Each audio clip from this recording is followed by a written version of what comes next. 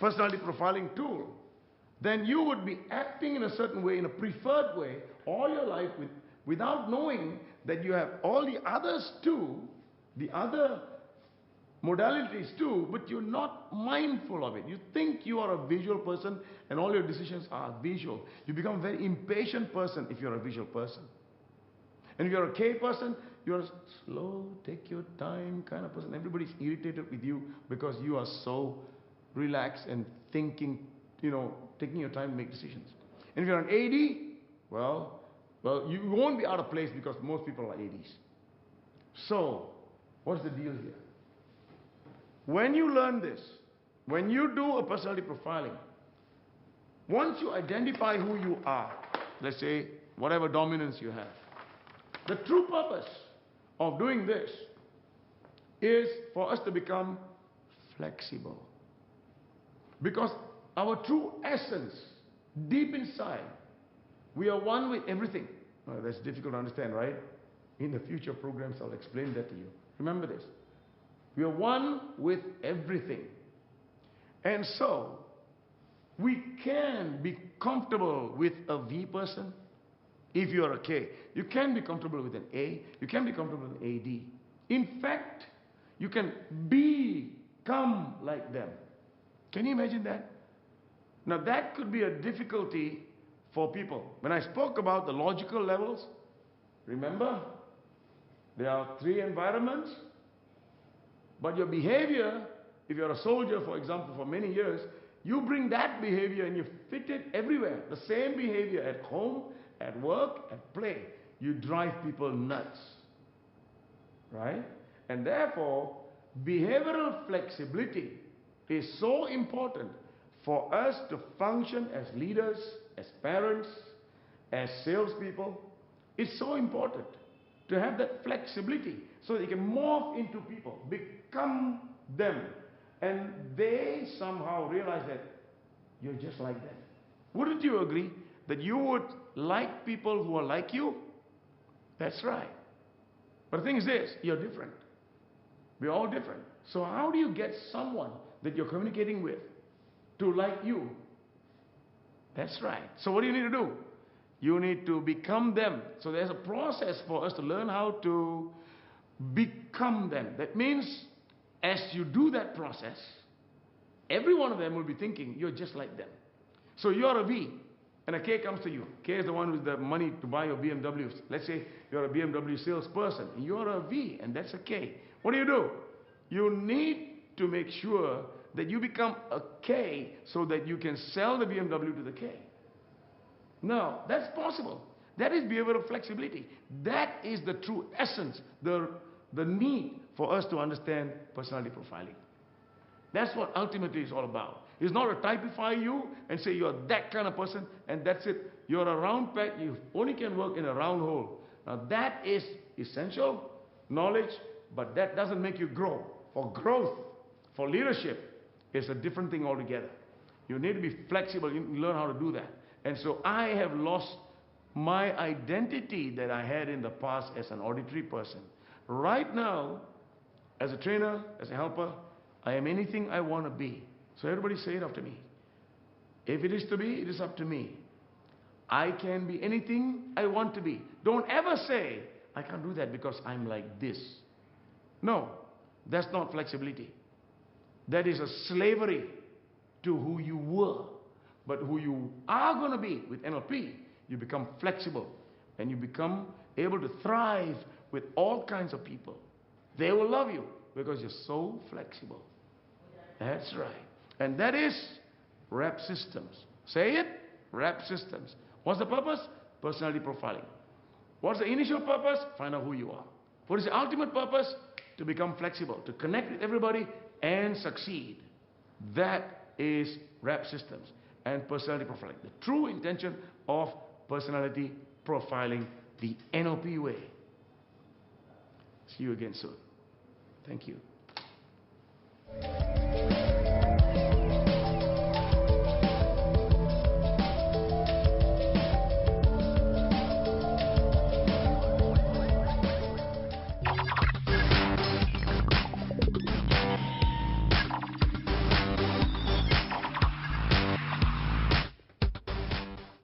In this video, we're going to expand on relationships. You know that when you have a vision and goals, you want to serve your life purpose with passion. It's not possible if you don't understand relationships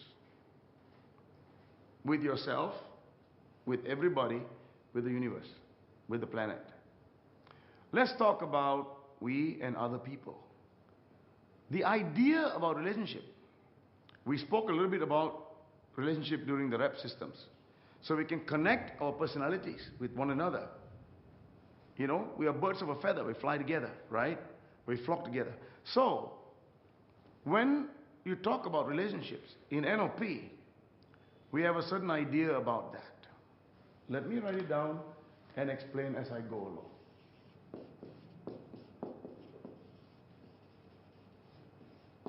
In a relationship, there are two people, at least, right? Two people. One person, two people, A and B, communicating across one another.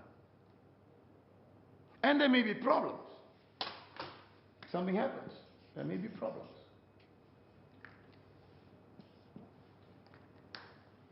And we all know something that is wrong from the beginning of man. From the time we thought about relationships up to now, we all have been thinking, let me ask you a question.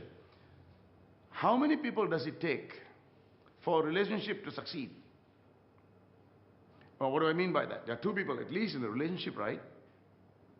How many people? There are two people. Does it take two people for a relationship to work? Yes, right? Yes, for sure. That's what you think. From this day on, I suggest you change that thinking. That's right. It doesn't take two for a relationship to work. Nobody ever told you that before? You know something, ladies and gentlemen? Even NLP trainers don't believe in that. And which is why they won't teach this. It's not so easy to understand this. Crazy. In the West, people, you know, they go into a relationship, they break one relationship, and go into another relationship, and so on and so forth. So it's a fashion, you know, for one person to get married a few times within one lifetime. Well, maybe unfair to say it's fashion. It just happens. No, it all happens because of a certain mindset. That it takes two. That I do something, I expect you to do something. If you don't do something, then I'm going to wait. I don't deserve to suffer. I don't deserve to be the one who would make everything work. No, I need you to support me too.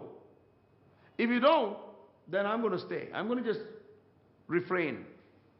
And that's bad, isn't it? And that's the reason why we break up.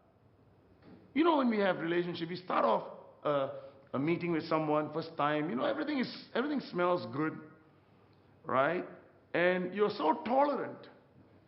Every mistake is okay. You're so tolerant. But as we live together, we get married, we become less tolerant. Every little thing becomes a mistake. You become less tolerant. It's a fine line. It snaps so easily. And then as we live continuously together, you become so demanding on one another. More demanding. Well, we should be understanding one another because you live with one another for so long. We should be more understanding. But the reverse happens. We become more demanding. And we want to kill one another. Now that is the transition from a loving relationship all the way to a time where we want to destroy one another because of this expectation. This is how naturally it's, for a choice of better phrase, screws up. Pardon me for that way of describing it. So, ladies and gentlemen, what if I say you become aware that you went into a relationship because you want to make something happen? You want to have a sustainable relationship till death together. That's how we all go into a relationship. I want to live with you for the rest of my life. It doesn't happen. Because of this, something terrible going on in human beings. All set by this mindset that it takes two. Think about it differently. From this day on, if you really want to understand that it takes one, it takes one. I'm going to write it down here. One, big one. It takes one. Let me expand on that. In order for me to meet someone, in order for me to make friends with someone, what do I need to do? I go there, I say hello first. And then I extend my arm. And the arm comes out. The other person's arm will come out. If I do not extend my arm, that arm will never come. Do you understand the concept here? The metaphor we're talking about here?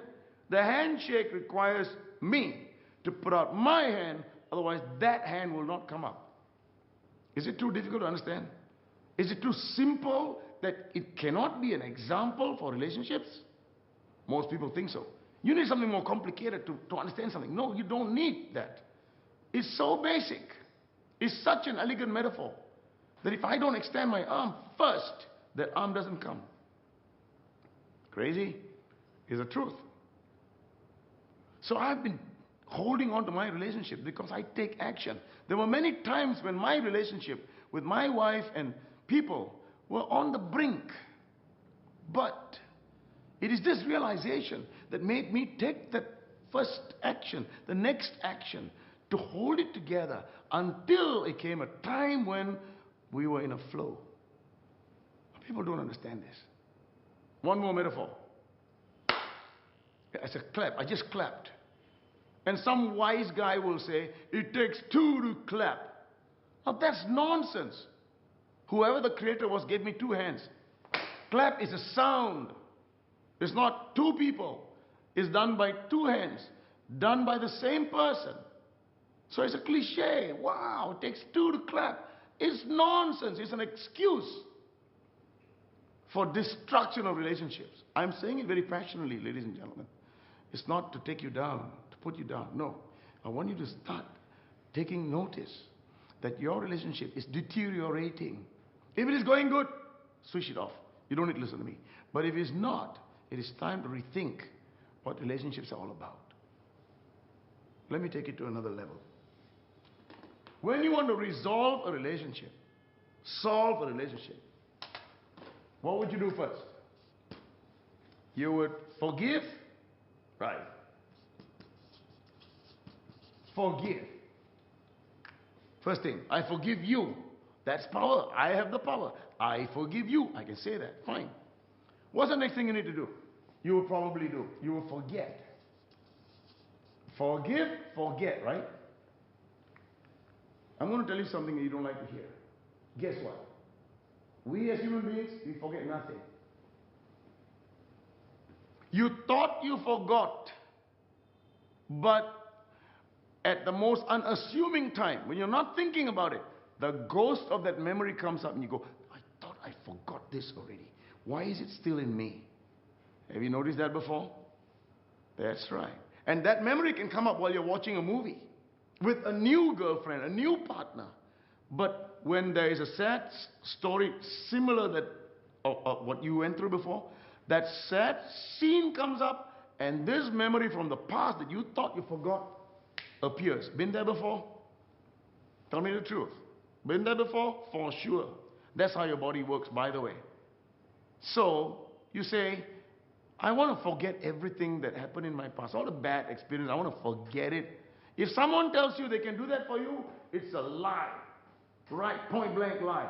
Never accept it. What I'm saying is this. All memories are good. If you don't learn from that failure, it will wait for you around the bend and whack you again. That same failure is waiting for you until you learn it. Think about that. So I would choose, if I were you, to accept this, that it takes me. If it is to be, it's up to me. If it is to be, it's up to me. If you remember that phrase, it must make sense to you that it takes one, even for a relationship. So, I say don't forget. I say you cannot forget. Not you don't forget. You cannot forget, okay? Even a person say, I've got a bad memory. You haven't forgotten anything. Just that you can't bring it up. The memories are all there. You just can't bring it up. And that's why we can solve any bad memory problems, even if you have a concussion. So, moving on. Since you can't forget, what do? What's the obvious thing to do? Remember. That's right. The opposite of forget is remember, right? So instead of forgetting, remember it. Go back and remember it. Face the demon in the eye. And as you remember it, the next thing you do is you learn. That's right. Learn from it, because this lesson is what you need for you to have the next good relationship. Even if you let this one go, the lesson is needed for you not to repeat the mistake. That's how it is, ladies and gentlemen. You got to learn. You can't discard anything. You can't throw anything away. Everything comes to your life, comes for a reason. You throw it away, it's going to come back at you. 100%. And don't ask, why am I having the same problem again?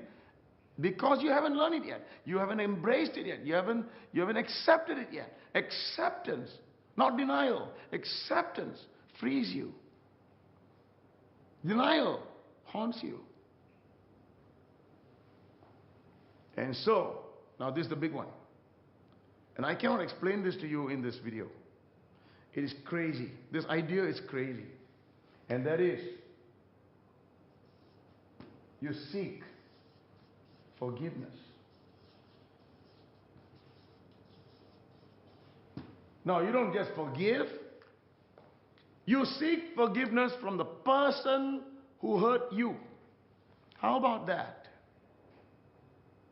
It's a very spiritual idea, but it's simple enough. How can it be? Somebody hurt me, took all the money. I'm broke right now. Cheated me, chopped my hand off, raped me. I have to seek forgiveness from them? That's a crazy idea. Now this, I'm not going to discuss now. It takes 3 days to understand this in my training. But think about what's above here, okay? This will set you up to improve the relationship problems that you have right now. It's a thinking behind, the attitude behind, the mindset behind this topic called relationship, which is so important in our life, because this causes all the stress and all the sickness and death in our life. That's right. You will never achieve your goals if you don't grasp this idea and own this mindset, this belief, this knowing that it takes one for a relationship to work. I apologize for being so emotional, because you need this understanding. The world is destroying itself because of a lack of understanding of this. So let's together put it together and build this world back, so that you, I, our children, our future can have a wonderful life in our lifetime on this planet. Relationships. That's the deal. Thank you.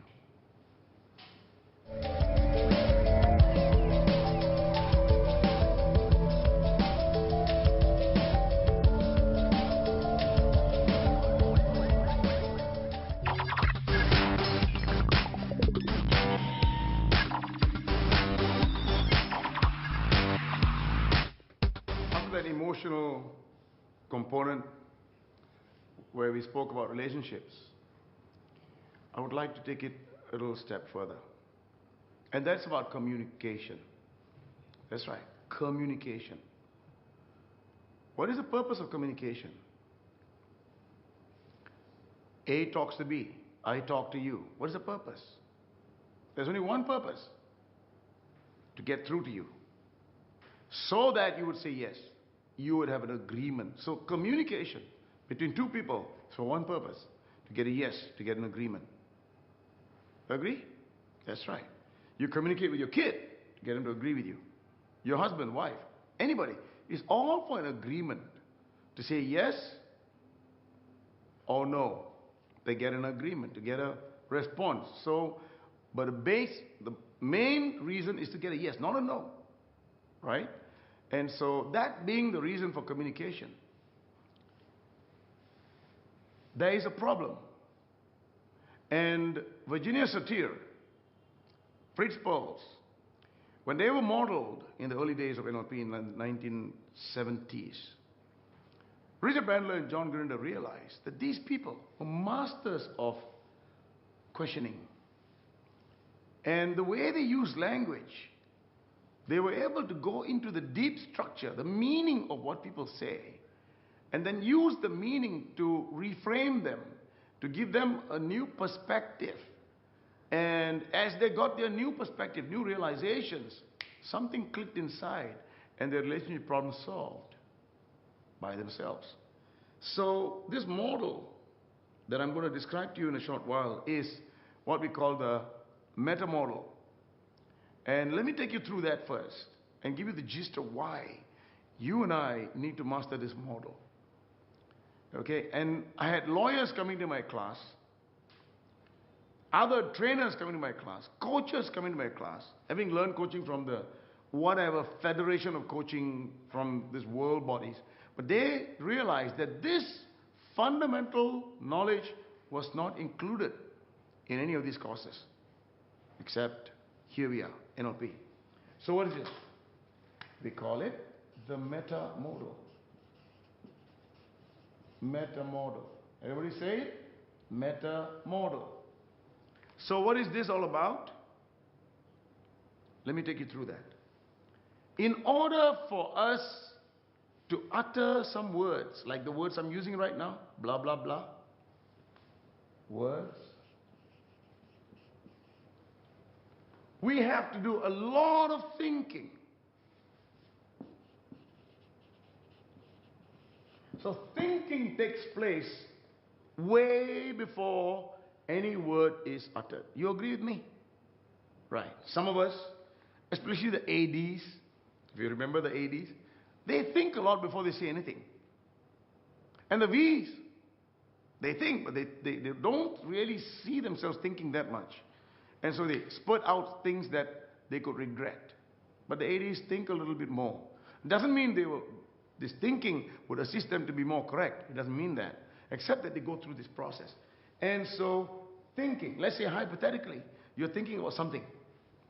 And that thinking, let's say you do 100% of thinking about something. Get it? Now, so after the thinking process, you would say something. And that saying in words, maybe you would only spurt out about 10% of what you're thinking. Maybe more, maybe less. I would say it's about only 10%. Because of a lack of ability to describe your thoughts, a lack of language, a lack of time, lack of patience, lack of positive emotions. All of this will chop, chop, chop, chop, chop, all the thinking, and what comes out of your mouth in the form of words and sound could just be a fraction. Fraction, that's right. And so in NLP we call this the deep structure. And here we call it the surface structure.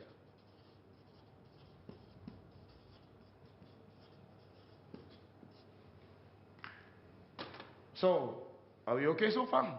Does it make sense? You do a lot more thinking, you do all the thinking, and what comes out of your mouth is only a fraction, maybe 10%. So now what happens? What happens? Why does this happen? There are 3 filters. And these 3 filters, we call it delete, distort, and generalize. 3 filters. DDG. Delete, distort, generalize. So, when we communicate, we do the thinking, and by the time the words come out, it goes through these 3 filters. And this is what reduces 100% to maybe 10%. This is a phenomenon that is happening as I'm talking, as you're listening, as you communicate with someone, as you listen to someone. It's happening all the time. You cannot deny that. But you're not aware of that. You think you said what you meant. You think you said what you meant. You think you heard what they meant. You could be totally wrong.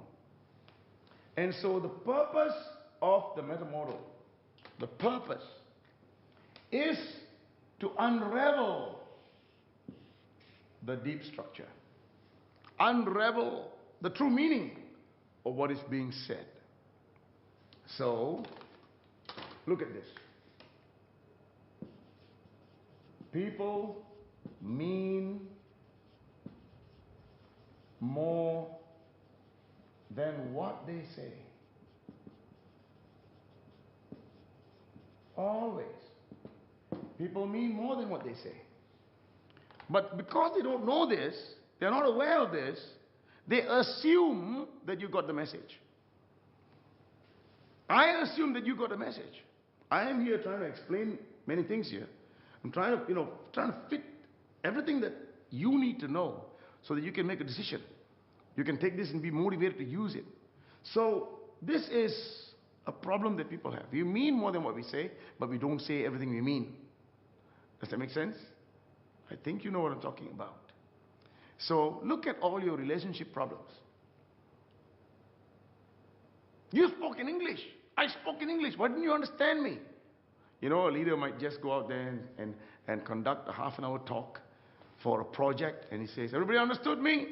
And they say, yes, sir. And what happens? When they start moving, what happens?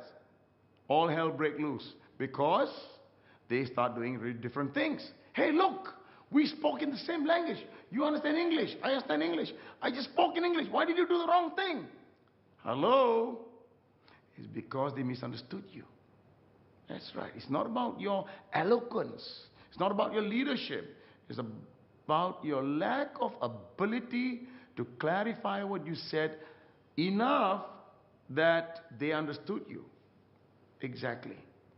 So, you know, they have a phrase, a mindset called the meaning of communication is the response you get. The meaning of communication is the response you get. It means this. As a communicator, if the person listening didn't do what you said you want them to do, you failed. That's right. It's not them.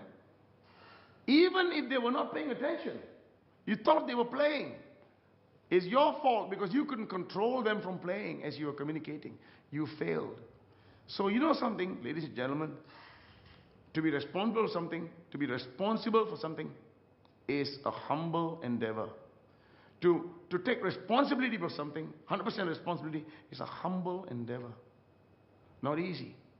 You need to understand this phenomenon so that humbleness will make you want to learn more, to master these language patterns, to understand the feedback that you're getting so that you can expound on what you're saying more and more until you know they got what you want them to get, and we are all pulling in the same direction to achieve the contract, the project, or what have you. Think about that. So now, how do you apply this in life? This understanding, you know. The details about delete, distort, and generalize, I explain it in future videos, maybe in the program. But it's simply this. We delete a lot of information. We distort, that means we give it different shapes. And generalize, that means you say everything is the same. Everything is the same. This is the same as that. And that creates a lot of confusion. So these are three linguistic filters. Linguistic filters. When you learn a meta model, you understand the violations under these three labels. And to apply the meta model on a daily basis, you do this. Discard the why.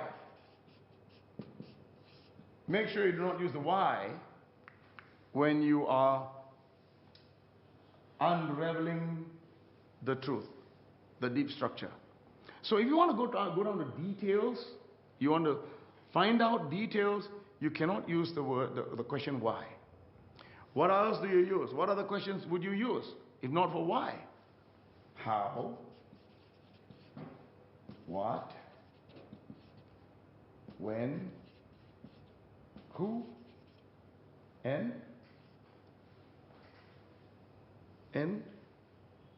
where? Okay, so these are the 4 W's and 1 H that is legal to use if you're using the meta model to unravel the deep structure, to understand the meaning of communication. So practice this But the why is important if you are discerning the higher purpose of what the person is saying. So the why has its place in communication. I will touch on it in the next slide, the next video. But for now, when someone says, I have a bad memory, what would you say? Why do you have a bad memory? No, it's a wrong question. Totally wrong question. Why do you say that? Totally wrong question. So what would the right question be? How do you know you've got a bad memory? How about that? Okay, so review your ability to communicate with others using this structure, this phenomenon, and then succeed, because your relationships will work better if you understand this phenomenon. But one more thing, when you use these questions, it can be so incisive, so critical, and so sharp.